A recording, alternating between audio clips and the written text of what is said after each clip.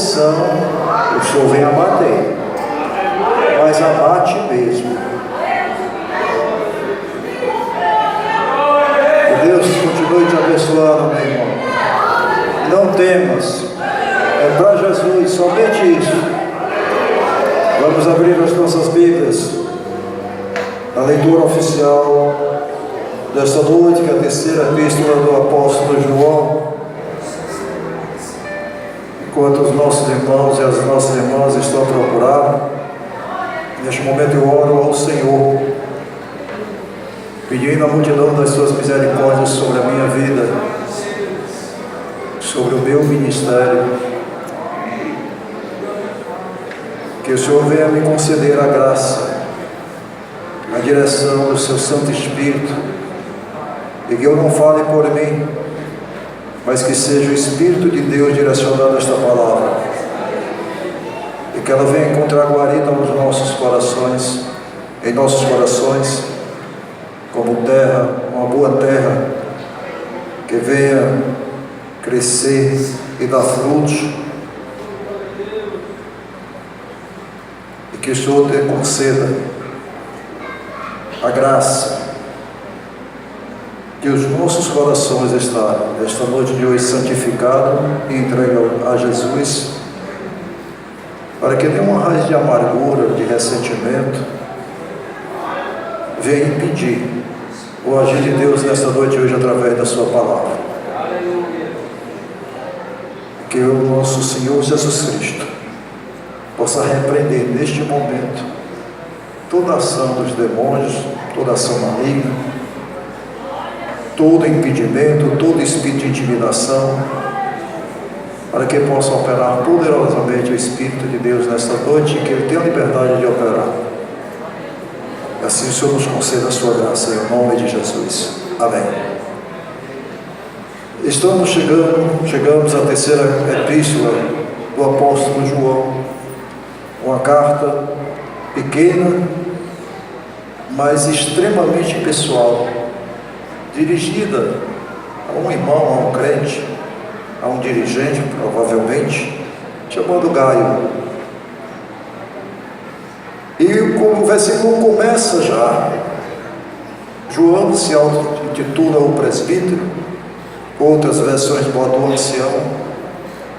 Provavelmente João, ele dirigia alguma congregação, com certeza, neste momento em que ele escrevia a carta, e ele coloca o presbítero ao amado Gaio, a quem na verdade eu amo. Quando eu li este versículo, comecei a meditar nele. Se alguém chegasse hoje para mim e me pedisse que eu definisse o apóstolo João, como eu definiria o apóstolo João? Eu definiria ele como um apóstolo do amor, que verdadeiramente ele pregou e viveu o amor. E ele sempre esteve ao lado de Jesus, em todas as passagens bíblicas. Quando Jesus se reserva, está Pedro, Tiago e João. E ele também, com certeza, eu imagino que talvez ele fosse o caçula, né? A gente tem os filhos, e sempre o caçula é aquele que a gente abraça mais, né? É o mais querido. Por isso que dizem que é verdade, presbítero Edson. É tanto que os mais velhos ficam às vezes chateados, mas a chateação passa, porque o amor é o mesmo, né? E Jesus amava todos igualmente, mas a palavra de Deus diz que o discípulo que Jesus amava. Então, ele era muito próximo de Jesus. E o mais interessante é que no seu evangelho, o evangelho que João escreve, no capítulo 13, versículo 1, ele define bem o que foi que ele buscou para ele, o que foi que ele tomou para si e disse: eu vou viver isto aqui, porque ele nos diz lá, no versículo 13, no capítulo 13, no versículo 1 do evangelho de João, no evangelho de Jesus que escreveu João, nos diz: sabendo Jesus que era chegado a sua hora de passar deste mundo para o Pai, tendo amado os seus que estavam no mundo, amou-os até ao fim. Só tem essa passagem do Evangelho de João. Sabendo Jesus que era chegado a sua hora de passar deste mundo para o Pai, tendo amado os seus que estavam no mundo, amou-os até o fim. E João, ele traz isso para ele. É o apóstolo do amor. Ele fala muito do amor. E não é diferente quando ele inicia esta carta. O presbítero, ao amado Gaio, a quem na verdade eu amo. O apóstolo do amor. E no versículo 2 nos diz, continuando, olha o que ele diz: amado, desejo que vá bem em todas as coisas e que tenha saúde, assim como bem vai a tua alma. Se você pegar a NVI, a versão bíblica, nova tradução, nova versão internacional, ele vai dizer lá que ele falando que está orando pela saúde de Gaio. E alguns comentaristas dizem, não, Gaio deveria estar doente, porque ele estava orando por ele. Então existem alguns, em função dessas diferenças de versões, que é muito bom, mas às vezes é muito ruim, para quem não conhece o grego, às vezes traz alguns conflitos, mas na verdade ajudam mais do que atrapalham. Mas o que nos chama mais atenção, e que é notório, que ele diz, assim como bem vai a tua alma. Ou seja, ele na verdade, ele está dizendo que esta condição, a saúde da alma de Gaio, era notória, era uma coisa notória. E isso me chamou muita atenção, porque se a gente pegar do versículo 2 ao versículo 4, vai nos falar de uma vida piedosa deste homem Gaio. E esta vida piedosa é que cada um de nós, como crentes em Jesus, temos que vivê-la. Mas temos que vivê-la mesmo. Não tem negociação, não tem jeitinho brasileiro não. Nós temos que viver esta vida piedosa se queremos verdadeiramente ir morar no céu com Jesus. Não adianta queremos inventarmos absolutamente nada. Então, esta pequena carta nos fala de uma vida piedosa. Esta vida piedosa também passa por um testemunho de vida. E é isso que nós somos cobrados a cada dia, essa questão de darmos testemunho da nossa vida como cristão, como servo do Senhor nesta terra, como fazendo parte do reino dos céus. Esse testemunho é fundamental. Mas a saúde espiritual de Gaio era evidente para todos. Mas o que é essa saúde espiritual? Nós sabemos que a saúde física é resultado de determinados fatores, de determinadas atitudes nossas. Primeiro, a nossa alimentação, a nossa nutrição. Nós devemos nos alimentar bem para termos saúde. Também a saúde física, ela está agregada ao exercício físico. Também o asseio, o descanso adequado e a ordem disciplinada de uma vida equilibrada. A nossa saúde está pautada nessas coisas que eu acabei de falar: alimentação, exercício, asseio, descanso adequado e a ordem disciplinada de uma vida equilibrada. Isto é a saúde física. Mas eu quero falar sobre a saúde da alma, a saúde espiritual, porque assim como a saúde física precisa de eventos na nossa vida para que nós viemos contemplá-la, viemos tê-la na plenitude em nosso ser, assim também a nossa saúde espiritual precisa. E a nossa saúde espiritual é resultado primeiramente de quê? Da alimentação da palavra de Deus.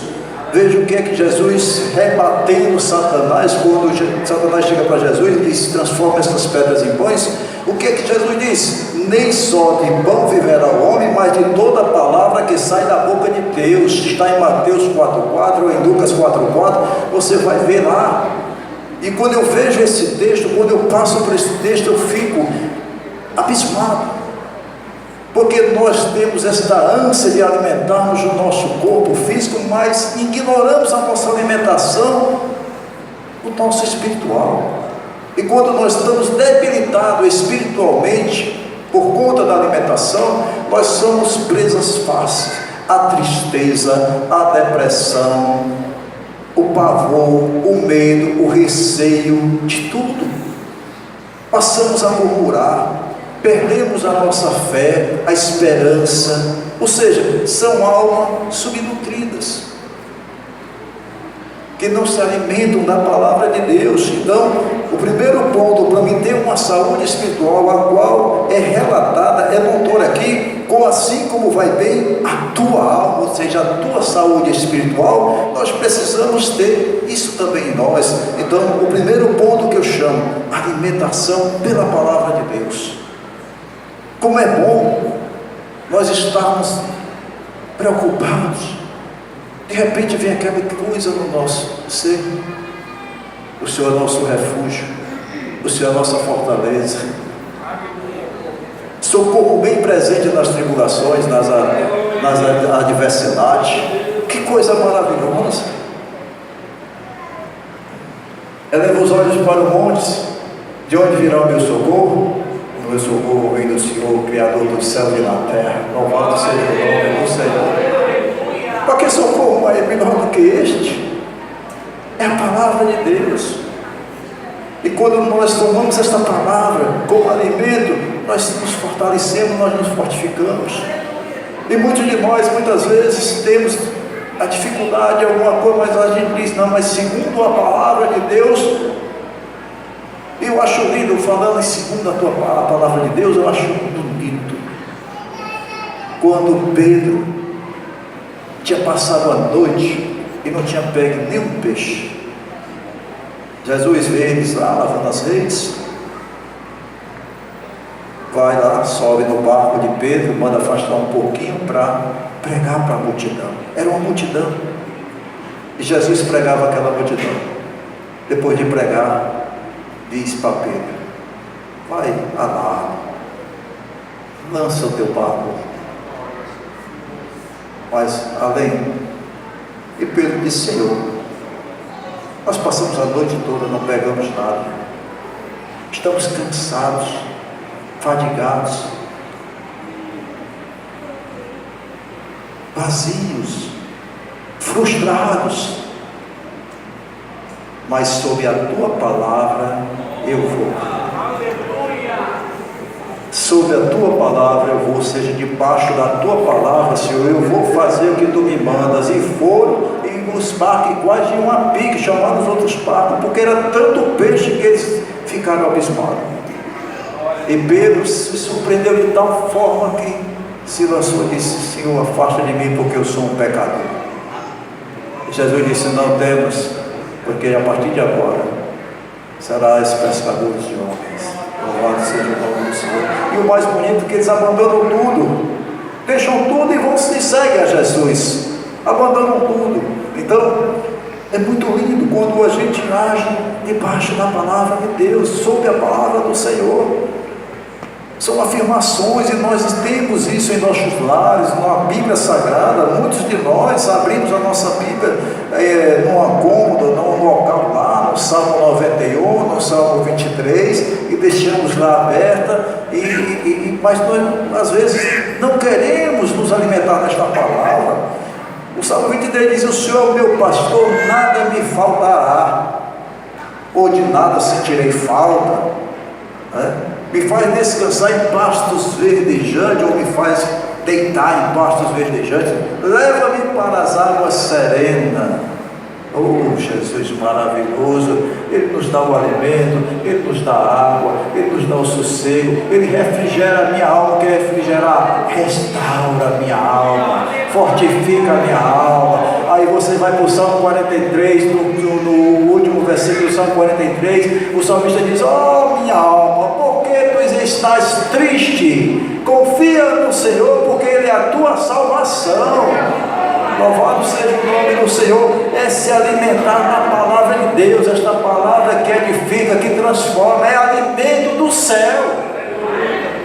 Se você quer o pão do céu, quer saber o que é o pão do céu, é a palavra de Deus. Este é o alimento, Ele que vem me fortalecer, Ele que vem me dar força, Ele que vem me fazer com que eu tenha saúde espiritual. Então o primeiro ponto é a alimentação pela palavra, porque nem só de pão viverá o homem, mas de toda palavra que sai da boca de Deus. Louvado seja o nome do Senhor. Em seguida nós falamos que a saúde física, além da nutrição, além da alimentação, ela precisa de quê também? Do exercício físico. E nós precisamos do exercício piedoso. E se você for para 1 Timóteo capítulo 4, versículo 7, nos diz da seguinte forma: rejeita as fábulas profanas e de velhas, exercita-te a ti mesmo em piedade. Ou seja, exercita-te em piedade. Mas se você pegar uma versão mais atualizada, mais recente, como a nova tradução transformadora, NVT, nova versão transformadora, ela vai dizer: não perca tempo discutindo mitos profanos e crendices absurdas. Em vez disso, exercite-se na devoção. Louvado seja o nome do Senhor. Exercitar na devoção. Mas o que é isso? O que é se exercitar na devoção? Seja um homem ou uma mulher de oração. Ore. Participe das orações. A igreja tem oração. Participe das orações na quinta-feira, antes do culto. Nós temos aqui 30 minutos de oração. Mas eu vejo muitos que fogem, que ficam nos corredores conversando, em vez de estar de joelho ali, clamando, se humilhando perante o Senhor, exercitando a sua devoção, exercitando a piedade. Seja um homem ou mulher de oração. Pratica a intercessão. Pratica a intercessão. Interceda. Pastor, interceda pelo seu vizinho que ainda não é crente. Interceda pelo seu patrão, que é só misericórdia, que você se treme quando vê ele chegar. Interceda, veja o que vai acontecer. Isso é uma prática, isso é um exercício piedoso que nós passamos a fazer, porque nós estamos sendo servos do Senhor, fazendo aquilo que o Senhor nos chamou para fazer.